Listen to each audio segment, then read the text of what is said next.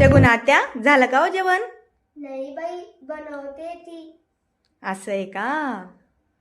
काय सांगू तुला, भाजीला काही चव नाही आणि पोळी तर पुरी खराबलेली आणि असं का? भाकरचं तर विचारूच नको.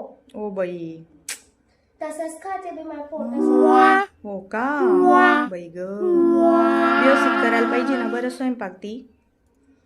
आई, स्वयंपाक झालाय, वाढू का तुम्हाला? हो. चला काही नाही मग आत्या, तुम्ही जेवण करा, मी जाते मग. चला घ्या आई, बसा.